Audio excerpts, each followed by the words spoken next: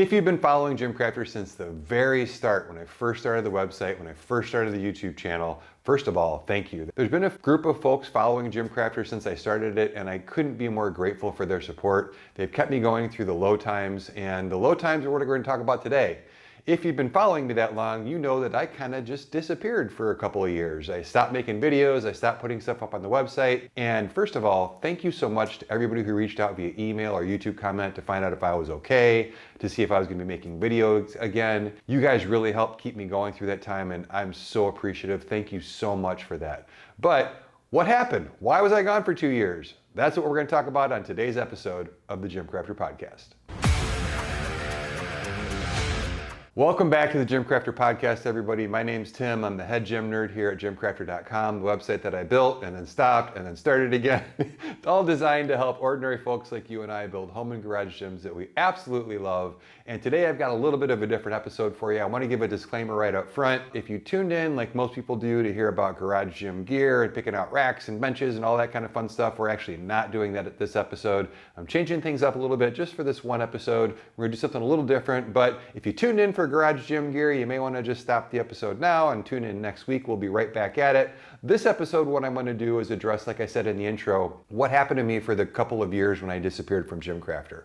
And the reason I want to go over that is I hope that sharing the story of what happened to me and then how I got back to where I am now will actually help some people. I know in my first podcast episode, I mentioned that I've had 3 significant health issues in my life that have really got me down pretty bad. And all 3 times my garage gym has actually really saved me from a lot of bad stuff from happening and saved me from just spiraling downward into a deeper and deeper pit of despair and unhealthiness and all of that kind of fun stuff. So I figured if I took a minute and I talk about these problems, not because I want sympathy, not because I want, oh, poor Tim went through this or that, but hopefully that somebody out there can relate to this. And if I even help just one person get out of at least, some of the situation that I was in, it'll be worth a lower view count on this episode. So I don't expect this to be my most viewed episode ever, but hopefully, like I said, if it helps just a few people, it'll be worth making. So let's jump right in.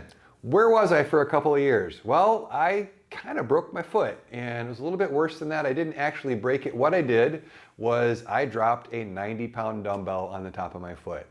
I took my power blocks, which were fully loaded. I was doing heavy carries.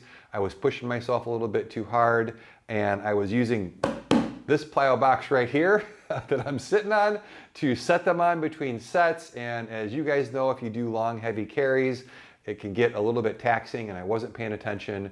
I set one of them down too close to the edge. It flipped off, and the corner of it landed right on the top of my foot. And my doctor said, actually one of the many doctors I saw, said that it would have been better off if I had broken it. But what happened was I got a really deep bone bruise in a couple of bones in my foot. And if you've ever had a bone bruise before, they're extraordinarily painful and they take forever to heal. This is 3.5 years later, I still have pain in my right foot due to this injury. So it's not near as bad as it used to be. I'm almost back to normal, but wow, did it hurt for a long time. Well, to make matters worse, I also developed what's called a Morton's neuroma in that foot. And when my doctor told me it was a Morton's neuroma, my first thought was cancer. It's not cancer. What it is it's an inflamed nerve. There's nerves that run between the bones of your foot. And when the bones get moved or dislodged, or you just kind of wear shoes that are too tight, or any number of things can cause it, but this nerve gets inflamed to the point where it's just constantly rubbing between the bones. So I had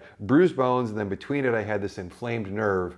Not only did that create additional pretty bad pain, but it makes it part of your foot numb, and it makes you feel, it's weird, it makes it feel like you have like a sock bunched up under your toes, and it's super uncomfortable. So while I was able to walk, like it didn't keep me from walking, I wasn't in a cast, I probably shouldn't have been walking or trying as much as I was, it was just excruciatingly painful to walk.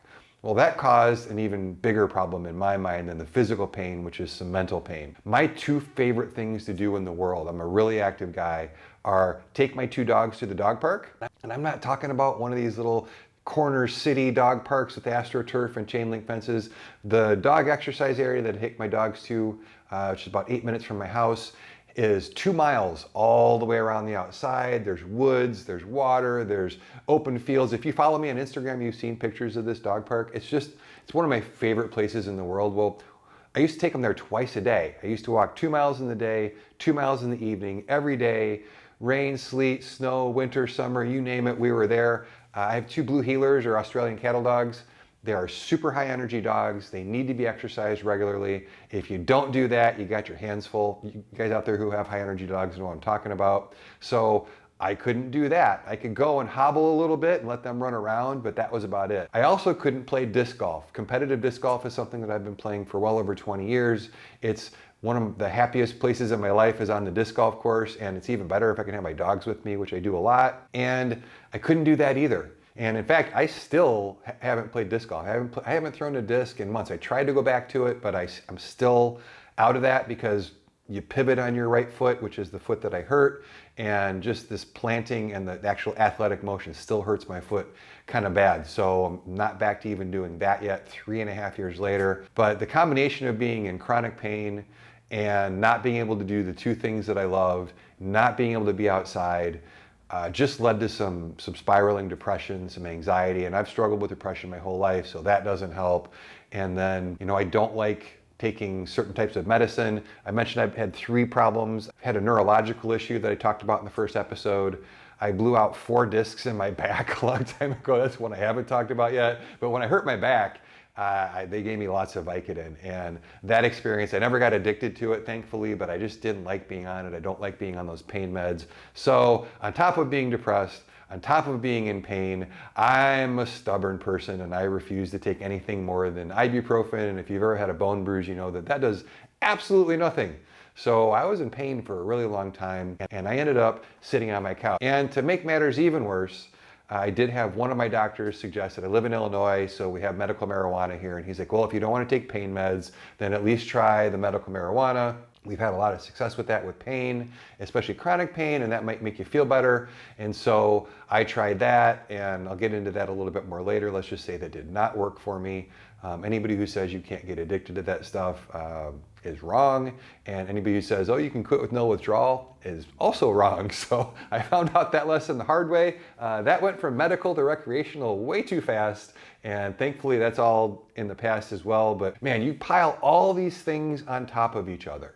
And what happened was I stopped working out, I stopped going outside, I stopped seeing my friends, I stopped working, which is why I stopped making the videos. And I stopped the videos not only because of the depression, but I'm not gonna sit here, there's a lot of channels who review gym equipment, but they don't actually use the gym equipment. There's a couple real big ones that I can think of that make a lot of money doing that, but that's not how I wanted to run this channel or the website. I refuse to review stuff that I haven't actually used.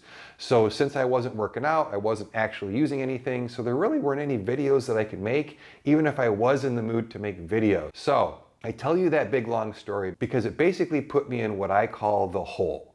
And I've been in the hole a few times in my life. Deep, deep, deep depression, sitting on the couch, overweight, bad nutrition, it's just awful. And the reason, like I said, I'm telling that story is because I think all of us at one point or another have fallen into holes of different depths, right? We've all fallen off of our workouts.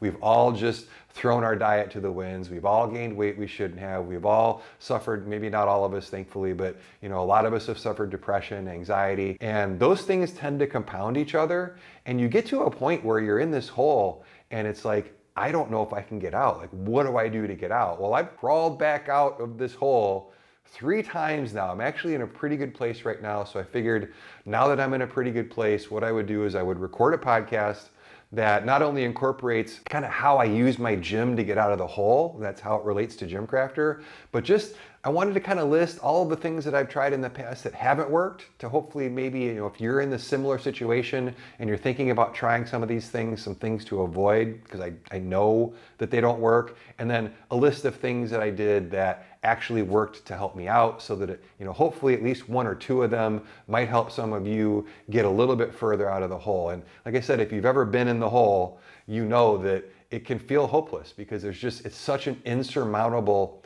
thing. You're like, how am I gonna, I'm 40 pounds overweight, which is what I was. Or some people are way more than that. I'm fortunate it was only 40. I was depressed. At least it wasn't clinical depression, right? It wasn't something that's chemically wrong with my brain. It's just, I don't need permanent medication. So I'm fortunate, right? So it's not as bad as it could be. Again, I'm not trying to play poor Tim. I'm just trying to say that a lot of us can relate. It can be a lot worse than I was, but no matter what hole you're in or no matter who you are, it can seem really overwhelming. And at some point in your life, especially the older you get, I'm 53 right now, which is going to come up a bunch of times, you end up in a spot where you're like, well, is this just my life now? And I see a lot of people like that. I see a lot of people who are like, well, I guess I'm just going to be unhealthy now. And, you know, they lose 20 years of their life, and they lose the quality of their life, and they lose their relationships and their friends and all that stuff. So that's why I'm recording this episode. I want to go over that list of stuff that didn't work, that list of stuff that did work. And then what I want to do is I want to end the episode with kind of where I'm at now, and then set up, you know, I've been doing on these podcasts, I've been doing at the beginning, I've been doing like a training update and a gym update. I want to start incorporating kind of where I'm at,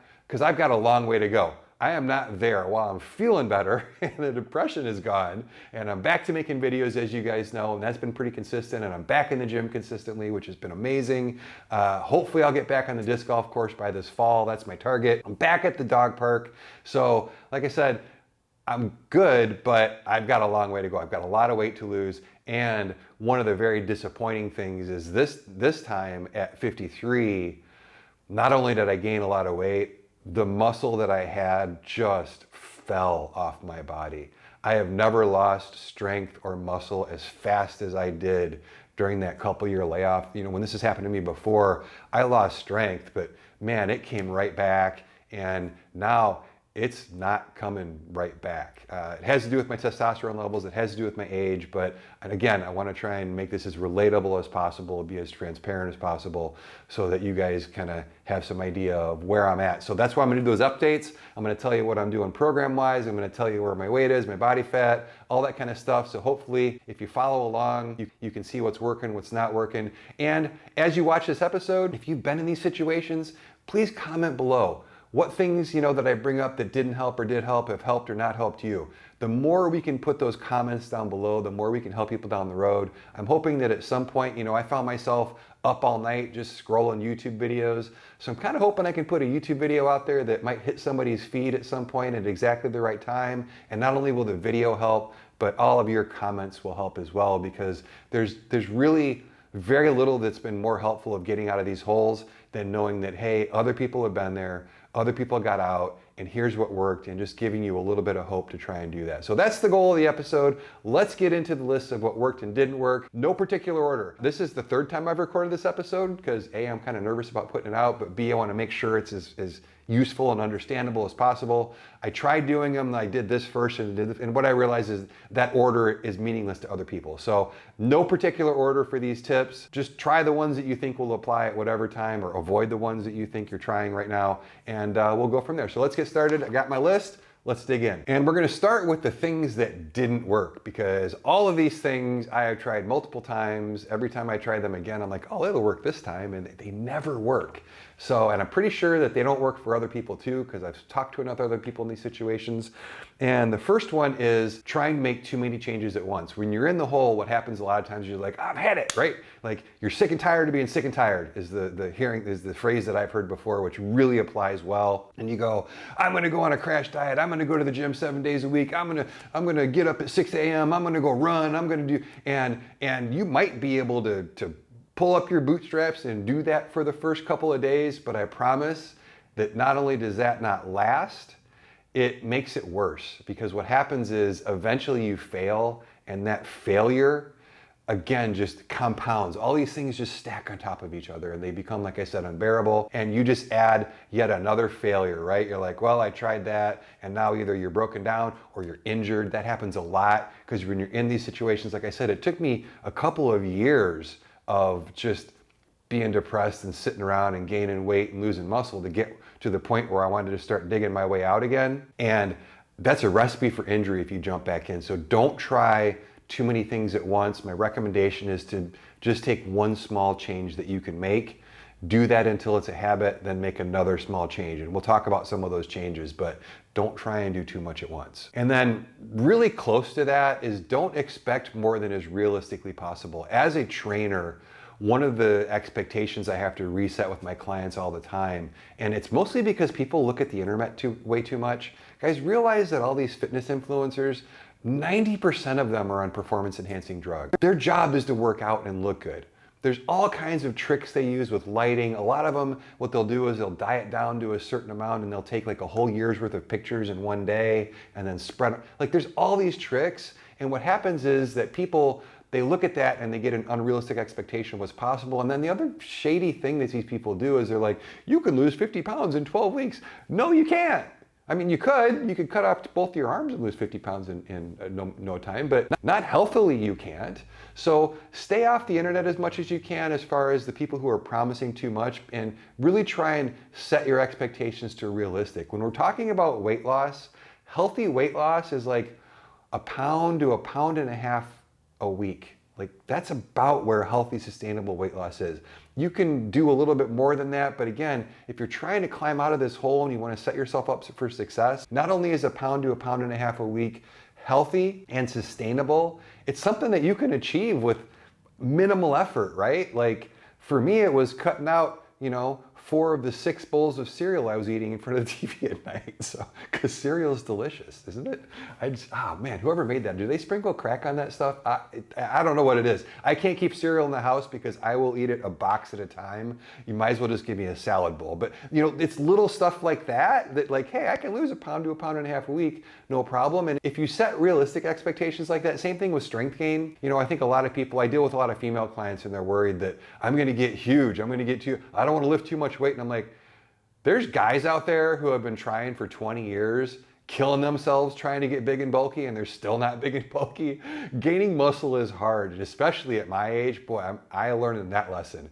Gaining muscle at 53 is a world different than gaining muscle at 33, and I really had to set my expectations low this time as far as how much strength and muscle I can actually gain getting back in the gym. Also related to that is don't look for hacks. Don't look for one weird trick that did this. Don't look for the secret to do this. Don't look for the secret of the Tibetan monks that will have you shredded in 8 weeks. Like, none of that stuff works. Don't watch the bulletproof guy. He's an idiot. He's injecting. Did you know that he's injecting his own urine into his muscles right now? That should tell you enough. If you need another one, in his longevity book, he actually recommends heroin as a longevity aid. Just ignore people like that. Anybody who's biohacking, that fad needs to die, right? There are no hacks. You know what the hack is? Consistent, good work, hard work, and good diet. That's the hack. It sucks that there isn't an actual hack, trust me, but don't look for hacks, because what happens is you try them and they don't work, and you try them and they don't work, and you try them and they don't work, and before you know it, you're injecting your urine into yourself and it's still not working. So it's just a bad idea to try all the hacks. One of my favorite t-shirts I've seen is my friend John, who runs the Garage Gym Life channel, has a shirt that just says stacking days on it. And I think his shirt relies to time in the gym and building strength and muscle, but boy, it applies to life. You just need to put one good day on top of another good day on top of another good day. That's the hack. Stack as many good days as you can. If you have a bad one, don't worry about it. Go the next day, just stack another day. And that's the way out of this. Again, there's no hacks, just stacks. Should that be a t-shirt? I just thought of that right now, so maybe not. Speaking of hacks, fasting is not a good way to lose weight. First of all, you'd be surprised how little weight you'll actually use and how quickly it will come back on, but please don't starve yourself. Intermittent fasting is right up there. You're seeing tons of studies right now talk about all of the benefits that intermittent fasting was supposed to give. Medically, cell autophagy and all this other crazy stuff actually don't happen at all. It's all a bunch of BS.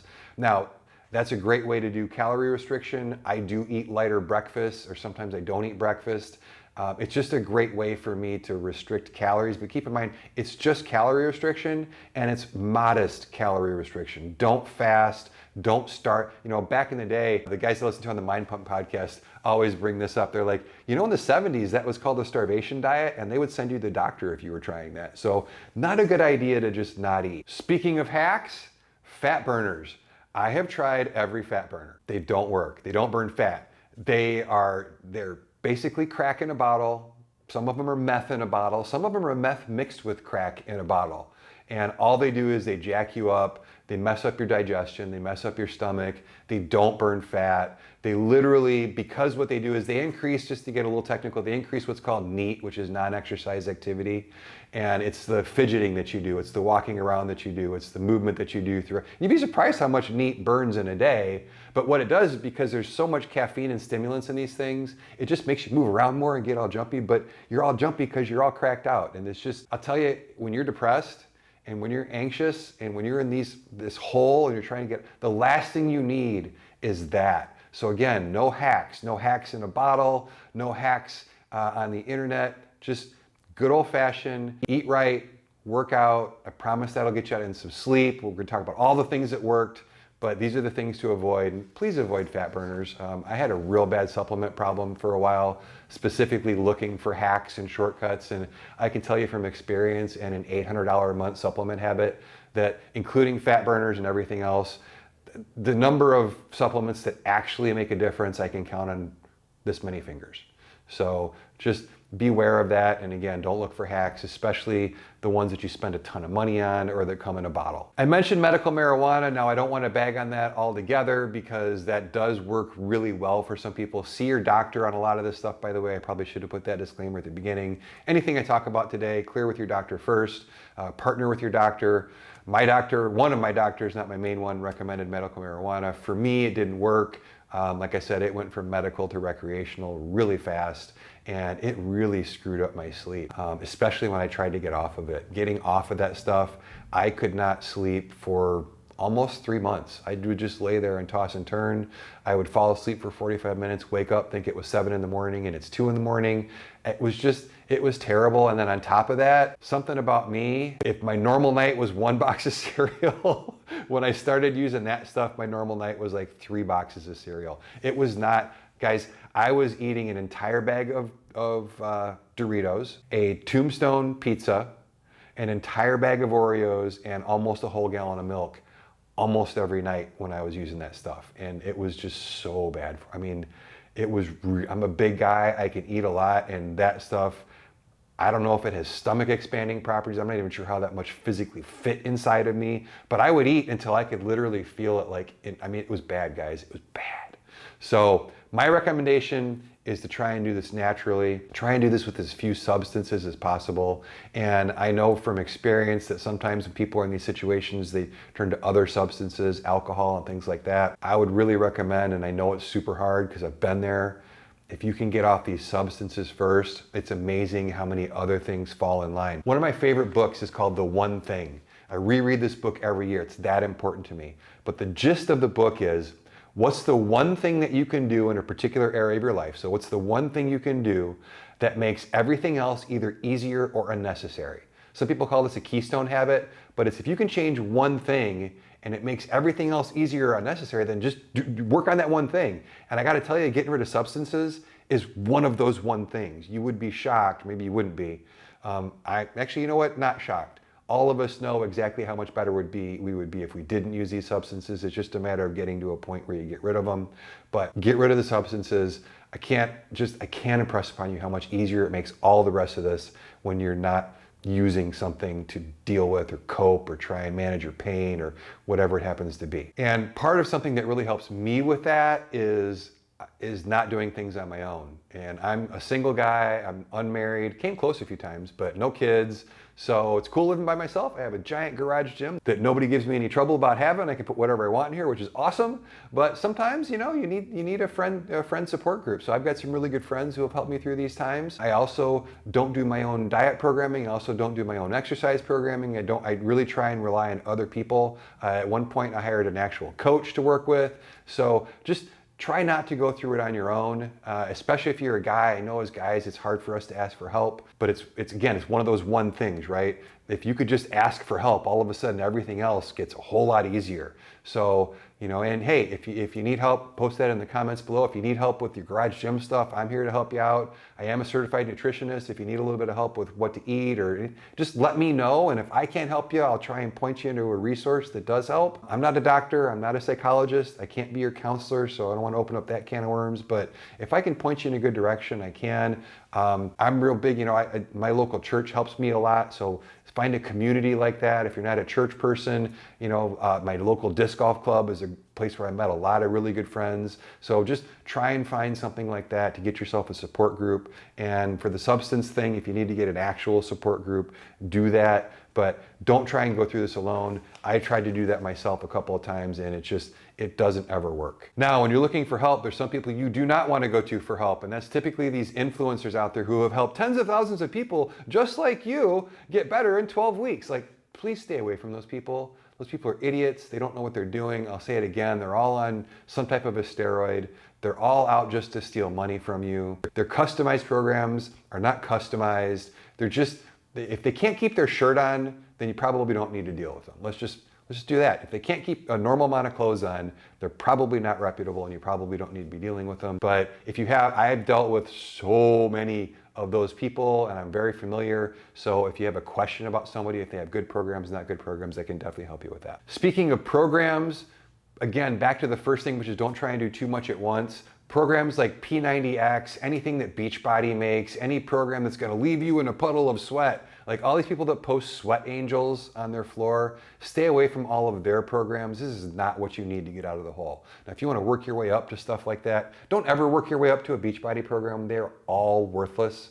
Keep in mind that any program, when done consistently, will produce results, but some of the single worst designed programming in the entire world is the entire suite of Beachbody programming. It's designed to just make you sweat, right? And that's what I did. P90X, I'm very familiar. It's not a good program. There's much better stuff out there, especially for people who are in the hole. So it's back to don't try and jump in with both feet and do aerobics and weightlifting and CrossFit, and just take it slow, but avoid kind of the over-the-top type of programming. Same thing with cardio. The way to lose weight is not cardio. I wish if I could snap my fingers and change one thing in the fitness world, it would be that people think that cardio is for losing weight. Cardio is not for losing weight. It's called cardio, which means heart. It's for your heart health. It's important, but it's not for losing weight.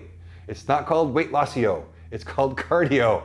And I don't know why people think that they get caught up into, well, cardio burns more calories while I'm doing it than weightlifting does, but cardio messes you up, man, especially if you do too much. If you do too much cardio, especially when you're in a position like this, when you're deep in the hole, it's gonna make things worse, I promise. It's gonna crush your hormonal system. It's gonna crush your ability to digest food. It's gonna put stress on you that you're not ready for. It's not great for you. Now, cardio is important and you're gonna wanna do some cardio, but don't do what I see a lot of people, which is, they put on 4 layers of clothes and then they go get on a treadmill for 4 hours every morning, just trying to walk off all that weight. And they're looking at the calorie counter on the treadmill, which, by the way, the calorie counters on cardio machines are there for one reason and one reason only: to convince you to use this machine over this machine. They are not accurate.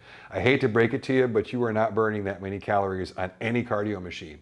No matter what the readout says, they're all wrong. They are all way overstated, but I see people do that as they're like, I need to lose a bunch of weight. That's part of getting out of the hole. So I'm gonna go jump on this treadmill for 3 hours a day and it says I'm burning 1,200 calories and that means I can eat 800 calories, and then they're wondering why they're still gaining weight. It's because they're actually only burning like 300 or 400 calories. But anyway, I don't wanna get too deep into that, but don't kill yourself with cardio. It's gonna be important. It's gonna be in any well-written program, but don't go out and just try and run your way out of this hole. You're gonna get hurt. And it's not gonna work for you. Now, obviously, if you're an ex-marathon runner and you know what you're doing and you wanna do it because it makes you feel better, that's a whole different story. I'm just talking about don't try and kill yourself with cardio or weightlifting just in order to lose weight. And the last one I am king of, and it's part of the reason I'm in the hole that I'm in right now, which is don't not do anything because you can't do something. And I hurt my foot. I did not hurt anything from my knees up. I didn't hurt my left leg. There is no reason that I should have left the gym altogether. There's no reason that, that I should have stopped lifting. There's no reason that I should have stopped working out on a regular basis. But because I couldn't do the things that I loved, I got depressed and it made me stop doing the things that I could do. And one of the things that I admire most, there's a guy named Celtic Barbell that I follow on Instagram. I think that's the name of the account. Sorry if I got that wrong. Matthew Porter from Porter Phys Ed on Instagram as well, just hurt himself recently. And one of the things that's really inspiring to me about both of those guys and a bunch of other people that I follow is when they got hurt, they kept working out. They did what they could. They were still in the gym. Their habit stayed the same. And I think that, I could have prevented myself from getting in the hole, or at least as deep as I was altogether, just by continuing and just modifying what I was doing. So please don't quit everything just because you can't do some things. And one of the things you can do is, no matter how deep of a hole that you're in, there are some things you can do. So look at the things you can do and do them. Don't tell yourself, well, all is lost, I'm just not going to do anything, I'll just have another box of Frosted Flakes. So that brings us to, is that a big enough list of things that I've tried that I know haven't, and by the way, I've tried all of those things multiple times. I am not trying to shame anybody out there who has done these things. This is a list of experiences from my life where I have failed miserably time after time after time. So I just wanted to share those with you. That's the stuff not to do. But let's talk about the stuff that we do want to do. And I've got a nice list of things that have worked really well for me. So let's dig into those. First and foremost, we talk about that one thing that you can do. If you can do one thing, fix your sleep. And there's a couple things to do to fix your sleep. For me, it was getting rid of the substances. The pot was really screwing that up. It was just messing things up. Because, I slept, but I heard a sleep scientist one time say that things that make you sleep like a rock like that, he's like, I could hit you on the head with a hammer and you're unconscious for 8 hours. It doesn't mean you slept. And that's kind of what these substances do. Yeah, they knock you out, but you're not sleeping. Your body is not getting the recovery that it should. So if you can fix your sleep and find a way to, and I understand that this is a huge challenge for some people. I've been there as well. But if you can fix your sleep, now a couple things that really help me is no screens an hour or two before bed. I know that sounds cliche these days. You hear everybody say that, but it works. Just read a book, sit and stare at the wall. Just no screens, no TV, no phone, no computer, none of that stuff for an hour or two before bed. And then the things that really helped me are same bedtime every night, same wake up time every day. Every day I go to bed at the same exact time, I get up at the same exact time, but do I sleep for that whole time? No, but I give myself what sleep scientist named Matt Walker, who wrote a great book called Why We Sleep. If you're struggling with sleep, I can't recommend that book enough, but he talks about giving yourself a sleep opportunity. Don't put the pressure on yourself that you have to sleep 8 hours. Just give yourself an 8-hour opportunity for sleep. And if I couldn't sleep, I'd turn on the light and I'd read a book for a while and I'd try again in a little bit. And when I was getting off the pot, that's what I did I tossed and turned and got up and read and tossed and turned and got up and walked around the block and then tossed and turned. But I gave myself an 8-hour opportunity to sleep, and eventually that caught on. And then I've got dogs, so I just do this all the time anyway, but boy, getting up first thing in the morning and getting 15 to 20 minutes of sunshine in the morning or just outside exposure in the morning just makes such a big difference in your sleep. But boy, if you can fix your sleep, and this could be a series of podcasts on its own and how to fix your sleep. If you want to look it up, there's tons of information out there, but fixing your sleep is one of those keystone habits that will make everything else easier or not important at all. This next one was huge for me. I stopped eating out. I didn't put any food restrictions on myself at this time. I didn't say, hey, you can't keep buying those boxes of cereal or Oreos or Tombstone pizzas, but I stopped driving through McDonald's. I stopped driving through Burger King. I stopped going to Bona Beef. If you're in Chicago, you know what I'm talking about. I stopped going to Chipotle. I stopped going to the chicken place that everybody loves, Chick-fil-A. And I stopped doing all that. I stopped stopping for French fries every other day. I stopped going to get sausage McMuffins in the morning. I just stopped eating out. And that one change alone not only helped me lose weight, but just the quality of the food that I was putting into myself really helped with the depression. It really helped with how I was feeling about things. It really helped with my energy levels. My energy levels were drastically changed. Again, I didn't change again, you don't want to put too many restrictions on yourself up front, especially the deeper the hole is, the less restrictions you want to put on yourself at any one time. And for me, just not eating out was gigantic. Once I got that down, I did give myself a couple of dietary restrictions. What I did was I figured out what my target body weight was, which is right around 200 pounds. And I made sure that I was getting 1 gram of protein for every pound of my target body weight.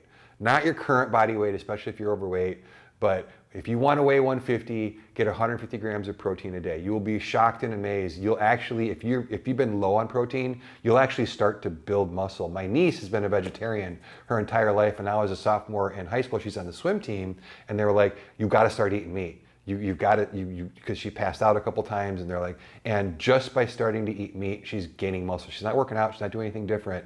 It's amazing what that will do. The other one, almost nobody talks about, and that's getting the right amount of fiber. You want to get between 20 and 30 grams of fiber a day. I don't care carbs, fat, it's all a bunch of mumbo jumbo. I've been alive long enough to see no fat diets, no carb diets, Atkins diets, no carb, zero carb, low carb, high carb, it's all a bunch of crap.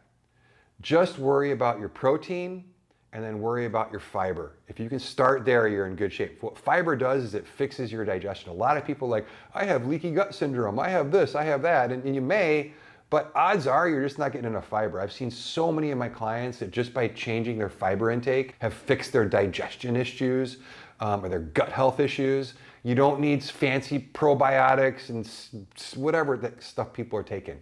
Just try fixing your fiber first.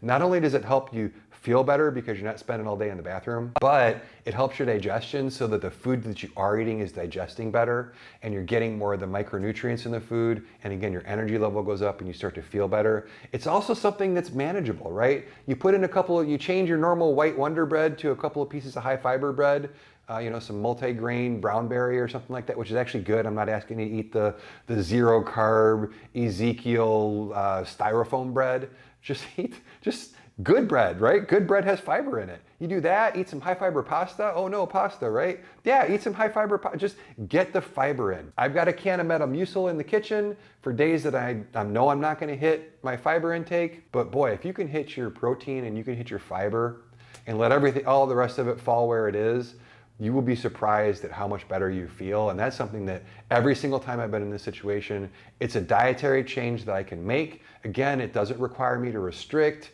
I'm still not saying get rid of the cereal. Eventually I got rid of the cereal. I'm not saying you keep it forever. But it was nice because it was something that I could do that was relatively simple, that was easy to do. And back to that stacking thing, just stacking these little habits on top of each other. And this is a little habit that anybody can do that I promise you will make you feel better. The next thing I did was I needed to get my big fat butt off the couch. And that was hard. As a lot of you guys know, it's really hard, especially once you're done eating. But what I did was I committed to a 5-minute walk after all 3 meals. 5-minute walk, that's it. Just get up and walk 5 minutes. And what I did was I took my timer, my phone, or my clock, whatever, watch, whatever you want to call that timekeeping thing. The doodad that you wear on your wrist. But I set it and I walked for 2.5 minutes and I'm like, okay, I need to walk to this tree in my neighborhood and back. And after every meal, I walked to that tree and back. When that became a habit, like I said, stacking these little habits, I said, okay, now we're gonna make it a 10-minute walk. And I went 10 minutes and I used my phone to track my steps. And I wasn't shooting for 10,000 steps. I'm trying to help my parents get back in shape right now. And I think that somebody told them, well, you need to get to 10,000 steps. And when I'm like, oh, that's like 4.5, 5 miles, my parents are like, we can't do that. So they didn't do anything. Back to the don't not do anything. Do what you can. When you look at the studies, there is a drastic drop in all-cause mortality at 4,000 steps. So my original goal was 4,000 steps. I was getting 800 steps. So going that's 4 times as many steps. That's a lot. But what you want to do is, it's easy to attach this habit to your meals. Just make it part of your meal time. You don't have to walk a long time to hit 4,000 steps. I think I hit 4,000 steps when I made it to like 15 minutes after each meal. 15, maybe a little bit more. But when I hit 15 minutes after each meal, and it was hard because of my foot, right? Like that was super hard for me. People were like, dude, are you okay? I'm like limping up and down. I remember one time when I tried, I'm like, I'm gonna go all the way to the park. I got to the park, which is like a mile away, and I had to sit down and I had to sit there for about an hour and I had to decide, I'm like, well, you're either gonna limp back or you're gonna call an Uber to get back. Now, eventually, I went back to going back to the dog park because that's my favorite place in the world. I tried to play disc golf again. Like I said, I can't do that still, but get walking, get up, get walking, get outside. If you all can, don't do this on a treadmill. Do this outside. Now, what I use for mine, I can't recommend a rowing machine enough. I eventually had to move from walking to rowing, so I got up and just started rowing after each meal because I couldn't limp up and down the street anymore. It was making it worse. My doctor was like, are you an idiot? It's been almost 2 years and you're making it worse. Like, would you let yourself heal? So another tip that works is to actually do what your doctor says. Strangely enough, I'm a guy though, so I don't like to do those things. Don't tell me what to do. But yeah, getting up and getting active after each meal really, really, really helps. Your eventual goal is 10,000 steps. That's where the benefits of walking kind of plateau. is at 10,000 steps, so don't kill yourself. A lot of people try and do too much and like, I'm gonna do 20,000 steps. That doesn't do, I mean, congratulations, you won 20,000 steps, but it doesn't do much more than 10,000 as far as your health goes. So try and get to 4, then work to 6, and again, stack those habits. Now, here's a big one. Get under weights as soon as humanly possible. If you've never weight trained, you're gonna start. If you've weight trained before, get back to it. If you don't have a gym to go to, build a garage gym. But you gotta resistance train. The studies that are coming out and that have come out for years on the psychological benefits of resistance training are just astounding. They benefit virtually every aspect of your life, including psychologically. Multiple studies have shown that resistance training is more effective, more effective at treating clinical depression than actual prescribed medications are. Again, I'm not a doctor, don't quit your medications. I'm not telling you to do that without talking to your doctor, but I promise you that getting under weights as soon as possible is going to be one of the best things that you've ever done. Even if you hate it, I'm going to talk about how to ease back into it in a second. It's really important to start doing resistance training. If you decide, hey, I've only got a little bit of time each week to exercise, skip the cardio, do resistance training. Don't skip walking. Walking trumps everything at first, but get under a bar, get under a dumbbell, get under a kettlebell, get under all 3 of those things. I'm not sure how you would do that, but get under some weights as soon as you can and start resistance training as soon as you can. You will feel better across the board. Don't go too hard at first. We're gonna talk about how to ease into it, but just get under a bar as soon as you can. That is always a turning point for me when I'm in these situations, when I can finally get my butt off and into my gym. This gym that I'm sitting in right now in its various iterations has literally saved my life on multiple occasions. And I told the story in the first episode. I was at the Mayo Clinic for a couple of weeks with a neurological issue. Nothing was helping. They couldn't figure it out. No drugs, no tests, no invasive medical procedures. I went through a lot going through that particular situation, and I finally just started working out, and lifting weights is what fixed it. And I'll never forget, I told the story before, I'll tell it again. I went back for a follow-up at the Mayo, and I'm sitting there with the head of the headache department, super important doctor, right? He's worked his whole career to achieve this position, had never once suggested better diet or training or resistance training. And I looked at him and I go, I've been lifting weights, man, and I'm feeling a lot better. And he looks at me, and I swear I never wanted to punch somebody so hard in my life. He's like, oh yeah, lots of studies show resistance training does this and this and this and this. And I'm like, why wouldn't you have told me that? So I'm here to tell you guys, resistance training is where it's at. I promise you're not gonna get too big and bulky. Just do it, trust me. And so let me tell you how I did it this last time, because I couldn't just jump back in here and work out like I used to. I just wasn't in the mood to do that. There's a David Goggins story that Joe Rogan tells all the time about David Goggins. Sometimes in the morning before he goes running, he's like, sometimes I sit and I stare at my shoes for like a half an hour before I put them on. And sometimes I would sit on my couch and stare at the door to my gym for a solid hour before I came in here and worked out. So you want to make sure it's small bites. Again, these stacking habits. There's a program by the guys at the Mind Pump podcast called MAPS 15. And they designed it for people who are busy, they're busy new parents and things like that, so that you can come into the gym and you can get results in 15 minutes a day. There's actually 2 programs within this. There's a 15-minute a day program, there's a 20-minute a day program. That's where I started. I pulled out my MAPS 15 program. There's a review of it on the website, on the GymCrafter.com website, and I'll put a link below to this as well. It's 15 minutes a day. It's 5 days a week, I believe, but it's 15 minutes a day, and it was something that I could do. It's like 3 movements. It was a great way to ease back in, and I love this program for folks who are deconditioned and they want to start building those small habits and stacking them together. 15 minutes a day is something you can do. You can do it with like a bench and a set of dumbbells. You don't need a big gym setup like I have. It's a really well-written program. It doesn't build muscle for me at 53, but it does maintain muscle. And again, it got me back in the habit. It got me back in the routine. It started building some strength and resilience so I didn't hurt myself. I can't recommend that program enough. What I did when I came back this recent time was I ran it 3 times consecutively. I think it's a 10 or 12 week program. And I did the 15 minute, and then I did the 20 minute. And those 30 weeks or whatever that is, those 36 weeks really helped me get back in the gym, build that habit of being back here. And at the end of that 3rd time, I started, because the resistance training really helps, boy, I was really ready to go again. So what I did was I moved on to another one of their programs called MAPS 40 Plus. And MAPS 40 Plus is exactly what it sounds like. It's for people 40 and over. I get why they named it MAPS 40 Plus, because marketing, right? And people over 40 are looking for stuff specifically for them. While this does work great for people over 40, I really think what it's for and who it benefits is people who have trouble with recovery. And when you've been in a hole like this, recovery suffers. It's one of the things you're going to have the hardest time with, and it's going to be one of the things that kind of hinders your performance the most if you don't really address it. So the cool thing about MAPS 40 Plus is not only is it a good solid program, it's 3 days a week, full body training. I think it's a 12-week program, really well designed. It will get you results. It will help you build strength. The more strength you build, the more fat you'll lose. I promise that's how it works. Maybe I'll do another episode about the best way to lose fat down the road. You know in the comments if you'd like me to do that, because this is the third time I'm going to have to lose a whole bunch of weight, and strength training is the key every single time. MAPS 40 Plus not only does the workouts, but there's a whole list of recovery habits on your off days and just every day.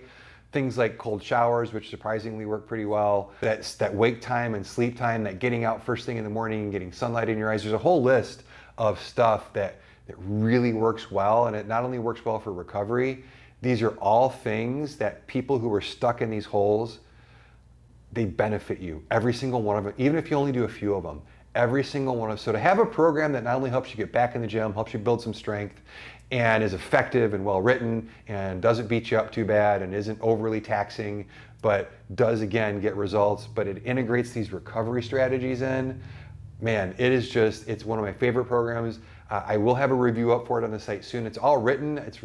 Been written for a while. I just haven't posted it for some reason. Yeah, it's a great program to go with. So that's how I would ease back into it. Is I would start with MAPS 15, just a little bit at a time, and we'll start with the walking, then go to the MAPS 15, then go to the MAPS 40 Plus. I think that's a great on-ramp. That'll carry you through a year. Just to get through those things, if you include the walking, probably about 1.5 years of my life was spent on that journey, just getting back, and again, back to there's no shortcuts, guys. It's hard work, it's consistency, and it will pay off in the long run. You just gotta take your time. That brings me to where I'm at now to wrap up this longer podcast than I thought it would be, but hopefully it's been helpful. Hopefully you guys have taken a couple things away that'll help you.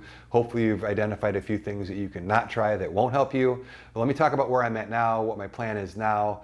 And right now, I'm in really good shape. Now, I'm not in good shape, but I'm in good, mentally up here, I'm in good shape. And much happier. We're back at the dog park a couple times a day. Like I said, I'm going to try and play disc golf here.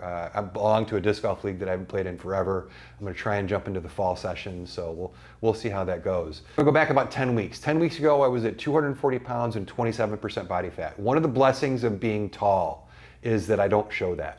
I mentioned in the last podcast that I'm down to only 2 pairs of pants that fit, and that's why. It just doesn't show on me. If I was to lift up my shirt, which I'll never do, I'm never going to be a shirt off guy, but I've got some stuff here. I could probably go buy a bra, but I'm not going to.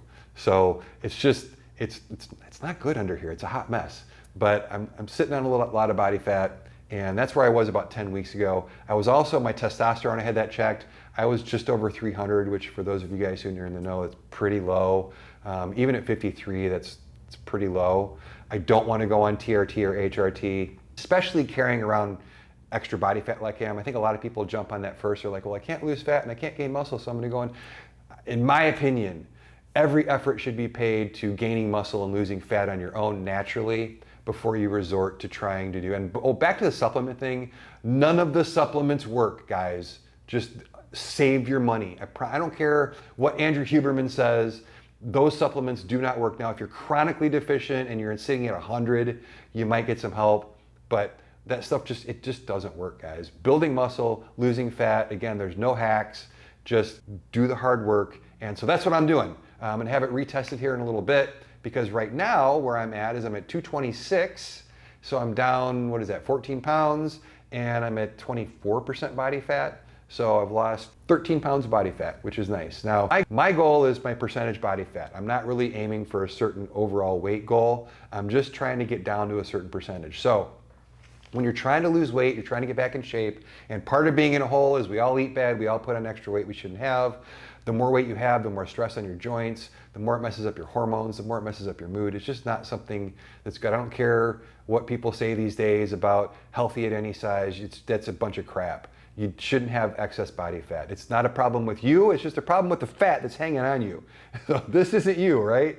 But I don't have a problem looking at it and go, that needs to go away. It doesn't make me feel bad about myself, and it shouldn't make you feel bad about yourself either. It's just a problem you got to address. If you got a cough, you work so you don't have a cough. If you got fat, you got to get rid of it. So work to get rid of your body fat. Now, the way that I like to do that and the way that I've seen work really well for my clients is you want to start by building some strength first. So I don't ever usually have people start by dieting first.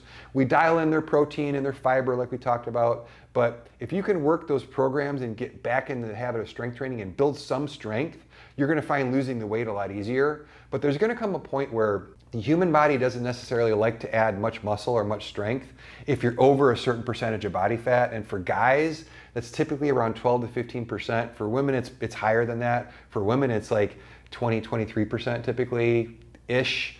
I'd have to look that up, so don't quote me on that one. I know the guys much better because I'm dealing with myself right now. But 12 to 15%, if you can get your body fat down to that, your body will then go, oh, it's okay to put on some muscle now. It's okay to put on some extra weight. And that's my last point. Set yourself some goals along the way. Set yourself a goal to lose 5 pounds. Set yourself a goal to walk a certain amount of steps. Set little goals that are achievable so that you can celebrate wins along the way. And I know that if you do these things, if you just do a few of them, I know you can do it. I know you can pull yourself out of these holes. I know a lot of you out there are in these spaces, whether it's a deep hole or a shallow hole. You can do it. I promise you can do it. And hopefully anybody who's watching that has done this before, please, like I said at the beginning, put your comments down below. Let's help a bunch of people. Like I said, I don't care if only 10 people watch this really long podcast. This is the longest one I've done so far. If it helps just a few of you, it is absolutely worth it. If I can help at all, drop a comment below.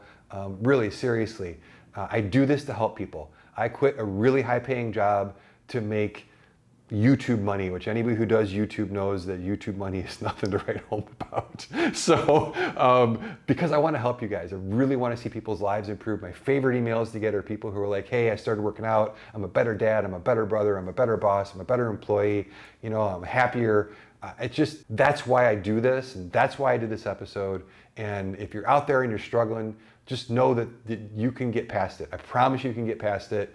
I've done it a few times. Other people do it. You can do it too. I think that's it for now. So thank you so much for hanging with me. Thank you to those original people who have hung with me and reached out during those years of absence when I was gone. You guys reaching out was like, every time I was really down, I'd get an email from somebody go, hey man, we miss your videos. And I can't tell you how much that means to me, how much that meant that people would reach out. So hopefully I'm returning that favor. And yeah, thanks for listening. Until next week's podcast, when we get back to the normal course of business of reviewing gym gear, I'm Tim with GymCrafter.